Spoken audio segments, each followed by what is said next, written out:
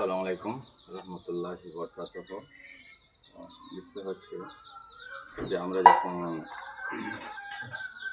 বাচ্চা ছেলে থাকি, তো আমরা অনেক কাজে ধরেন যে আমরা পৃথিবীর মর্ব বুঝি না, যেহেতু মর্ব বুঝি না, মার্কেট থেকে যখন আসি তখন আমরা পৃথিবীতে যতই দামি জিনিস থাক, সোনা হীরা বা টাকা পয়সা জিনিস থাক বা খাবার জিনিসের ভিতরে সবথেকে উত্তম যেটা খাবার, আমরা কোনোটাই বুঝি না মায়ের দুধ ছাড়া। আর পৃথিবীতে চোখাইতে কেউ পারে না মায়ের দুধ ছাড়া। আমরা যখন একটু বড় হয়ে যায়, তারপরে মার কথা অবাধ্য করি। তো আমাকে একটা জিনিস স্মরণ করতে হবে যে মা বাবা এরা কঠিন গুরুত্বপূর্ণ। তো আমরা দেখতে পাই যে আমরা বড় বাড়ি বানাই বা গাড়ি কিনি, অনেক কিছু করি, বা সন্তানকে খাবার দিতে পারি, মাকে খাবার দিতে ঠিক মতন জুটে না। হয়তো মা বললো যে ডাক্তারখানায় যাবো, 100 200 বা 500 টাকা আলাদা আমাদের কাছে ভারী হয়ে যায়, বা আমার বউয়েরা মানা করে। তো আমরা বিশেষ করে হয়তো আমরা অনেক ভাই বাইরে থাকে, তারা হয়তো ভাববে যে আমার মা হয়তো আমার খেদমত ভালো করছে, কিন্তু পরের বেটি যেটা বলবে সেটাই মেনে নিতে হবে, তার কারণ যে আমরা তো দেখতে পাই না। আমরা বিষয় হচ্ছে যে এত বড় বাড়ির কোনো দাম নাই, এত ধন সম্পদের কোনো দাম নাই যদি মার যদি খেদমত না করা, মা বাবা যদি খেদমত না করা যায়। তো বিশেষ করে মার ওপর গুরুত্ব দিতে হবে। আমরা যেমন একটা সামান্য যে কোনো যদি কুকুরকে, সামান্য একটা কুকুরের বাচ্চাকে যদি আমরা নিয়ে চলে আসি, তো কুকুর পাশন পাশন চলে আসে তার বাচ্চাকে দিবে না বলে, আমাকে কামড়েও ধরে। আমরা মানুষ আজকে কোন জায়গাটায় পৌঁছেছি যে আমরা ফেরি করতে যাচ্ছি বা অনেক জায়গাতে দেখতে পাচ্ছি যে মাকে অশ্লীল ভাষা করছে তার বউ। হ্যাঁ, তো আমরা বিশেষ করে এগুলো বহুত গুরুত্ব দিব। আর আমাদের ইমান ধ্বংস হয়ে গেছে যে আমরা নামাজ বুঝছি না, রোজা বুঝছি না, আমল করছি না, তার জন্য আমরা মানে ইবলিস শয়তান আমরাকে ভাঙড়াচ্ছি।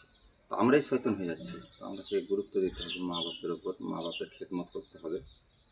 আর মা বাপের যদি খেদমত না করি, আমি যতই বড়, আমি যদি মক্কাতে যেয়ে যদি বলি যে না ওখানে আমি হাজির হয়ে আসবো, বা ওখানে আমি যে সারা জীবন ওখানে আমি নামাজ পড়বো, কোনো এবাদত কবুল হবে না। তো মা বাপের খেদমত করবো। আর মা বাপ যদি এক ফোঁটা চোখের পানি ফেলে দেয়, তাহলে আপনি যত ধন সম্পদ করেছেন সব নষ্ট হয়ে যাবে, সব নষ্ট হয়ে যাবে, কোনো কাজে লাগবে না। তো আমরাকে চেষ্টা করতে মা বাপের খেদমত করবো। আর গরিব অসহায় এতিম যারা আছে তারাকে সহযোগিতা করব যতদূর পারবো। অত অনেক লোক বলবে যে আমার তো সমর্থন নাই। তো সমর্থন এটা ভুল কথা। তুমি 5 টাকা 10 টাকা 20 টাকা অত দিয়ে সমর্থন করতে পারে। একটা কথা হচ্ছে যে আমরা অনেক সময় ফকির আছে, ফকিরকে এসে অনেক ধমকানি দেয়, কিন্তু তাকে ধমকানি দেওয়া যাবে না। অনেক লোক বলে যে শুধু তোমার ভিক্ষা করা, তুমি কাজ করতে পারো না, তুমি ভিক্ষা করছো, তোমার শরীর ভালো হয়ে আছে, তুমি বিদেশ যেতে পারো, এটা বলা যাবে না।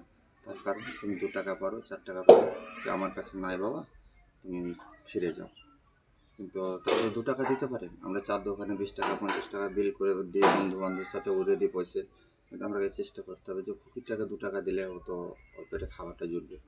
তো আমরা একটা বিষয় এগুলো খেয়াল রাখতে হবে। আর আমরা অনেক লোক দেখি অনেক জায়গাতে যে কিছু অন্যায় দেখতে পাই, কিন্তু অন্যায় দেখে আমরা অন্যায়টা প্রতিবাদ করি না। তো আমরা যেসব অন্যায় দেখব সেসব অন্যায়তে আমরা প্রতিবাদ করে ওখানে দাঁড়াবার চেষ্টা করব। আর আমরা বিশেষ করে আমাদের পশ্চিমবাংলাতে এসআইয়ের কিছুদিন পরেই চালু হবে। তো অনেক লোকের কাগজপত্র ঠিক নাই, বা আধার কার্ডের নাম ভুল আছে, বা ভোটের ছবিতে নাম ভুল আছে, ভোটের ছবিতে এক নাম, আধার কার্ডে এক নাম, কি তাদের মোবাইল নম্বর বসা নাই, কি এসব কাগজগুলা যেগুলো আছে, ডিটেলস কাগজগুলা আমরা ঠিক করার চেষ্টা করব। আর আমাদের কাগজ যদি না ঠিক থাকে বহুত বিপদে পড়বো। আমরা হয়তো ভাববো যে হয়তো এখন নয়, আমি কিছুদিন পরে করব, কিন্তু অনলাইনের কাজ এখন হচ্ছে, যথেষ্ট আমাকে চেষ্টা করতে হবে যে কাজগুলা করা। আরও অনেক লোক কাজে আছে, হয়তো তারা হয়তো বাড়ির লোক ঠিকভাবে হয়তো কাগজ যদি ঠিক করে নিতে পারে ভালো, আর না হলে বাইরে থেকে এসে কাজটা আগে না, আগে কাগজটা ঠিক করতে হবে।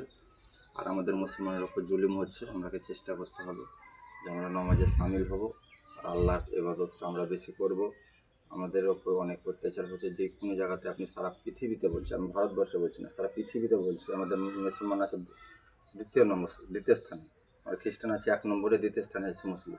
কিন্তু আজকে মুসলিম 250 কোটি, মুসলিম থেকে ফিলিস্তিন, লেবানন, তারপরে আরও অনেক রাষ্ট্রতে আমরা দেখতে পাই, ইরাক, সিরিয়া, এসব জায়গাতে আমরা দেখতে পাই যে আমাদের মুসলমানের ওপর অত্যাচার হচ্ছে। কেন অত্যাচার হচ্ছে? তার কারণ হচ্ছে যে আমাদের ইমান ধ্বংস হয়ে গেছে, আমরা একে অপরকে দেখতে পারি না। আজকে দেখা যাচ্ছে যে আমি একটা ব্যবসা করছি, আমার ব্যবসা করতে যেয়ে ব্যবসা করলাম, ব্যবসা করতে যে আমার ভাইয়ের থেকে কিছু আমার পয়সা বেশি হয়ে গেছে, আমি বাড়ি গাড়ি এটা ওটা করছি, আমার ভাই দেখতে পাচ্ছে না, তখন আমাকে কী করছে? আমাকে মারার চেষ্টা করছে, আমাকে অনেক কিছু মানে করার চেষ্টা করছে, ওখান থেকে ওকে কী করে তাড়া যায়। তা আমরাকে চেষ্টা করতে হবে যে একে অপর আমরা মিশবো, আমরা একে অপর এক ভাই যদি কমজোরি থাকে তো ওই ভাইটাকে আমরা সহযোগিতা করব। আমরা অনেক জায়গায় আবার দেখতে পাই যে সামান্য 1 ইঞ্চি জায়গার জন্য, 2 ইঞ্চি জায়গার জন্য ভাইকে হত্যা করে দেয়, ভাইকে মার্ডার করে দেয়, বাপকে মার্ডার করে দেয়। আমরা সেগুলো আমরা শয়তানের পাক চক্করে পড়ে অনেক কিছু করি, কিন্তু সেগুলো আমরাকে যথেষ্ট করতে হবে না। আমরাকে মুসলমান, আমরাকে একটাই ভাবতে হবে যে আমাদের আল্লাহ আছে, আল্লাহ আমাদের রক্ষা করবে আর আল্লাহ হেফাজত করবে। আমরা আল্লাহকে বেশি বেশি করে ডাকবো, আল্লাহ আমরা ইবাদত করব। তো আমাদের আজকে একটু বুঝে উঠতে হবে যে আমরা কোন জায়গাখানে কোন পর্যায়ে দাঁড়াচ্ছি। তো ভাই বুঝবে কবে বুঝবে? তো একটু বোঝার চেষ্টা করেন। আসসালামু আলাইকুম রহমতুল্লাহি ওয়া বারাকাতুহু।